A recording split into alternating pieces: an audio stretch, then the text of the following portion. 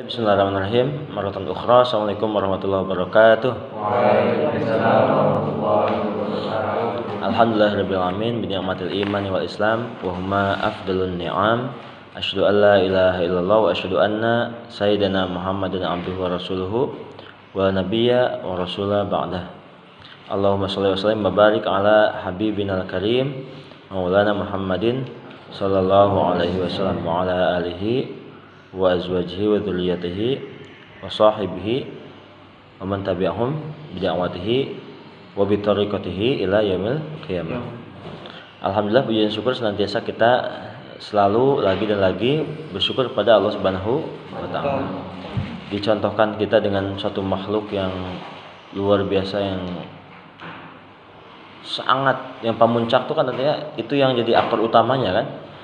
Yang jadi kalau misalnya di film itu kalau yang namanya lakon utama tuh ya terbagus kan, seperti itu. Nah, kita tahu semua dari Nabi Adam itu tauladan semua kan, tauladan yang mantap-mantap luar biasa, nggak bisa ada bandingannya. Kenapa Allah mencetak Nabi dengan seluruh kelebihannya? Kenapa? Selain tanggung jawab yang besar juga teladan yang mantul, seperti itu kan, teladan yang luar biasa. Ditutup dengan lakon utamanya siapa itu? Habibina Karim Maulana Nabi Muhammadin sallallahu alaihi wasallam. Ini lakonnya, pamungkasnya, jagoan-jagoan kalau di film tuh ya. Ini kan juga film kehidupan ya kan, seperti itu. Orang yang paling terbaik lah, itu yang dicontohkan untuk akhir zaman. Dan bahkan tidak ada orang yang masuk surga apabila kaumnya Nabi Muhammad itu belum yang layak ya, yang layak itu belum masuk surga, seperti itu. Nah, kita layak apa enggak? Enggak. Kalau bukan karena rahmat Allah seperti itu ya, kita tidak akan pernah bisa suci dan bersih dari dosa. Walakinallaha yuzakki may yasha. Tapi tenang aja, Allah tuh Maha membersihkan, Maha mensucikan seseorang yang dikehendaki, seperti itu. Salah satu contohnya adalah Nabi itu menggambarkan kepada kita semua hidup itu harus dengan visi itu apa sih? Sederhananya apa? Ya, sesederhana kata tujuan lah ya. Tujuan itu apa sih, seperti itu. Ya, sesederhana itu. Nah, misalnya Afitra nih, tujuannya mau jadi apa? Pengusaha. Oke, berarti pengusaha yang bermanfaat untuk agama lah ya. Kenapa? Kalau gak ada manfaatnya untuk agama, untuk apa? Karena Islam dan kebermanfaatan itu adalah satu dari satu muka uang. Satunya kemanfaatan, satunya Islam, seperti itu. Ya kan? Jadi kalau misalnya kita nggak mau bermanfaat, ya buat apa? Seperti itu kan? Kenapa? Satu pasang itu manfaat dan juga Islam. Ketika kita ngomongin kebermanfaatan, berarti kita ngomongin tentang Islam. Ketika kita ngomong Islam, berarti kita berbicara tentang kebermanfaatan. Maka itu juga sama. Misalnya aneh mengajar, kuliah, macam-macam, itu harus ada kebermanfaatan untuk agama. Baru setelah nanti kita itu punya set atau aim atau goal, itu baru di breakdown, diturunkan. Kira-kira kalau jadi pengusaha tuh apa yang diperlukan? Berarti mental antum harus bagus, mentalnya pengusaha. Gimana caranya mental antum supaya bagus? Berarti harus belajar, ketemu orang-orang hebat, ketemu siapa yang terbaik di Bandar Lampung. Ketika yang terbaik di Bandar Lampung udah belajar, naik lagi siapa yang terbaik di Lampung. Terus seperti itu. Nah, berarti insyaallah setelah mental apa lagi? Ilmu, buku apa yang harus saya baca? Teman siapa yang harus saya dekatin kan? Siapa tokoh yang bisa saya pelajari terus. Nah, kalau misalnya ada yang di luar dari tujuan kita, misalkan ada teman apa ya misalnya? Teman apa ya? Antum mau jadi pengusaha, tiba-tiba mau ngajak antum itu apa ya misalnya? Jadi klub mancing misalnya, seperti itu. Nyambung gak dengan tujuan antum? Misalkan. Nah, kalau enggak berarti kita bukan hanya cari kesempatan. Ya tolak aja, selesai. Kenapa? Tidak sesuai dengan tujuan kita. Kecuali bisa dikolaborasikan. Ya udah, saya memilih-milih aja. mancingnya dengan orang-orang pengusaha itu beda lagi. Misalnya aneh suka naik sepeda nih, berarti nggak masalah tuh. Berarti aneh masuk ke sepeda untuk apa? Nah seperti itu. Jadi ada semuanya itu selalu sesuai apa yang diset, sesuai dengan apa yang diset dari goal atau aim kita.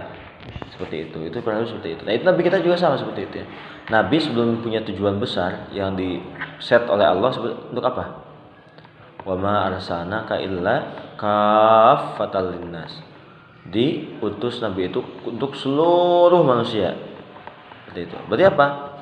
Itu kan tujuannya kan? Nabi diset sama Allah, punya sifat-sifat secara mental, punya sifat ada kan?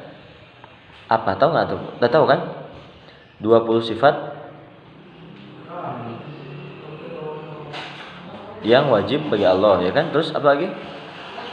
Terus yang mustahil bagi Allah, terus sifat-sifat bagi Nabi kan, Nabi dan Rasul itu apa sifat apa? Yang biasa sedikit amanah, tabligh, fatonan seperti itu kan? Itu kan harus ada mentalnya dulu seperti itu, harus ada karakternya dulu yang dibentuk seperti itu. Nah selain itu apa? Nabi bergabung dengan pengusaha kan, anaknya Sayyidina Ali yang lain kan nggak ikut ke Syam, dia ikut. Nah di sana mentalnya seperti itu. Ketika menikah, maka nikahnya juga sesuai dengan visinya. Nikahin siapa? Pengusaha, ya kan? Jadi cocok. Nah, berarti apa? Dia memang diset mengumpulkan dana dan lihat pengusahanya apa cuma pengusaha aja? Enggak. Tapi dia bisa kolaboratif. Nanti dia itu yang menopang dakwah Rasul. Kalau enggak satu visi gimana? Ya kayak apa ya? Kayak main layangan lah, satu ke sana, barang berdekatan beradu. Ya kan? Enggak jelas seperti itu. Nah, ini luar biasa. Ini menggambarkan kita tentang masalah visi yang sangat luar biasa penting dalam kehidupan. Salam dan salam adalah kita senantiasa menyuguhkan untuk guru agung kita Nabi Muhammad SAW. Semua orang yang baik itu diinspirasi oleh Nabi SAW. Semua ulama yang jumlahnya begitu banyak itu diinspirasi oleh Nabi SAW. Semua orang-orang yang hijrah, orang-orang sahabat di zaman dulu ribuan tahun sampai sekarang itu diinspirasi oleh kebaikan siapa? Nabi Muhammad SAW. Bahkan ada yang seorang yang pernah bertanya sama Buya Hamka, lihat cara berpikirnya tuh positif gitu. Sebagaimana positifnya Nabi. Ya nggak sama, artinya meniru aja ya. Mirip tapi tidak sama seperti itu. Ya mirip aja, usah punya kemiripan cara berpikir lah, positif seperti itu. Ketika apa? Ketika Buya Hamka tuh ditanya, wahai Buya, gimana dengan orang yang dia tuh rajin ke masjid, tapi dia tuh kalau ke tetangga, galaknya minta ampun, udah haji lagi kan? Seperti itu. Satu. Yang kedua, ada orang yang nggak pernah ke masjid, ada orang yang nggak pernah sholat, tapi dia ramah banget seperti itu. Gimana coba jawabnya?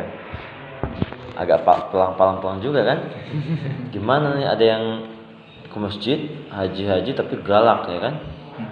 Gak ramah lah intinya seperti itu. Ada yang sering ramah, sopan, tapi nggak mau sholat. Ada nggak seperti itu? Ada. Coba jawabnya gimana?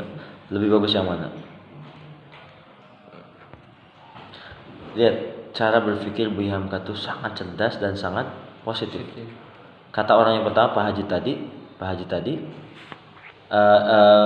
orang yang suka ke masjid, tapi dia galak. Kata Buya Hamka seperti apa coba?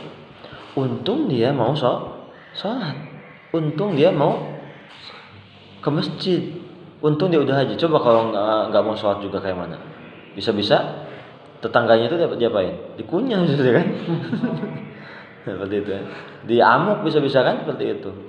Nah artinya apa? Dia berpikir positif, untung seperti itu. Kalau yang tadi orang yang nggak pernah sholat gimana? Nggak pernah sholat aja begitu, apalagi kalau dia bisa sholat seperti itu kan?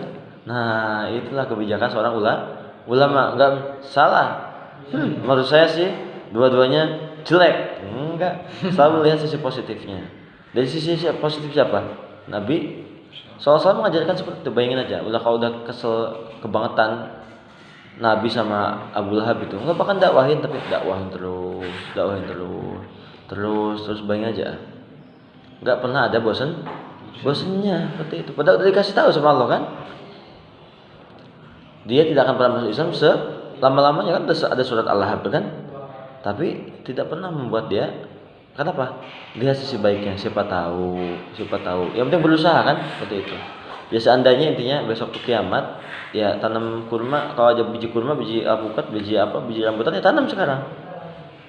Percuma, bukan masanya. Ada apa? Ikhtiar yang bisa kita sempurnakan hari ini, selesai. Kita dapat kebaikannya, pahalanya kan seperti itu. Masalah hasilnya itu mah cerita lain lah. Nah, Siti Hajar alaihassalam itu pernah nyari air kan, sana sini berapa kali? 7 kali bolak-balik ya kan, sa'i itu kan dia usaha ikhtiar. Hasilnya di mana? Beda dengan apa yang dia ikhtiarkan. Lebih apa? Lebih berkah, lebih mudah. Di mana? Di bawah kaki anaknya itu. Coba kalau di gunung sana, setiap kali minum harus naik ke atas sana ya kan, capek. Dan orang kaya yang di Mekah sekarang ribet. Nah, sekarang tapi semua itu hasilnya pada ketetapan Allah. Pokoknya terserah gitu aja. Nah, itu bagian dari teladan yang disampaikan oleh ulama-ulama kita tentang bagaimana. Kan suka ada ya kan, dia tuh kalau misalnya ngafal Quran cepet banget itu, ya kan? Tapi kalau alaknya maksiatnya jojong gitu. Tobat, maksiat lagi seperti itu kan? Ya, tobat sambal tuh tomat. Pedes tapi terus dicocol. Pedes tapi terus sampai habis seperti itu.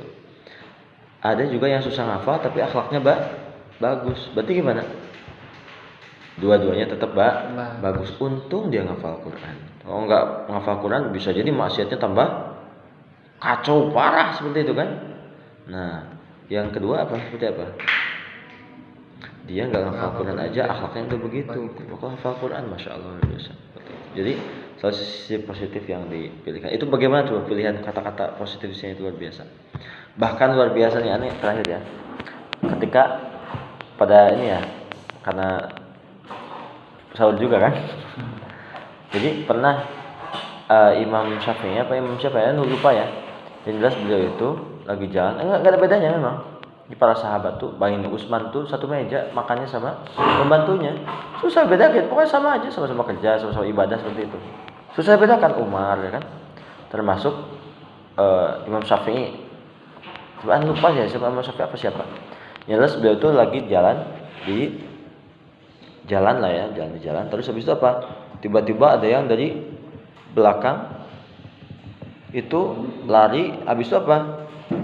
Grab ngerampas, ngambil, maling imamahnya, peci sama sorbannya itu, langsung lari. Sama imam ini dikejar juga. Orang tambah lari. Bukan untuk ditangkap ternyata. Apa coba yang disampaikannya? Halal bilangnya seperti itu. Agar apa? Agar semua harta yang didapatkan tuh siapa tahu untuk dijual untuk anak istrinya jadi halal seperti itu. Halal, itu ngasih aja jadi halal kan seperti itu kan. Bagaimana ulama tuh masyaallah berpikirnya tuh. Khawatir orang tuh bisa dapat keburukan seperti itu. Makanya ini ketika hilang motor agak-agak halal. Ya bilang halal juga berat juga kan. Ya baru 3 bulan motorannya diambil orang ya kan. Tapi udah lama ya ikhlasin aja lah. Udah lama tapi ya pas awal-awal mah kalau ketemu pokoknya habis lah. Sekarang ya enggak. Itu bagaimana pilihan-pilihan orang soleh seperti itu ya. Susah mereka tuh susah buruknya lah. Tapi usaha memang kan seperti itu.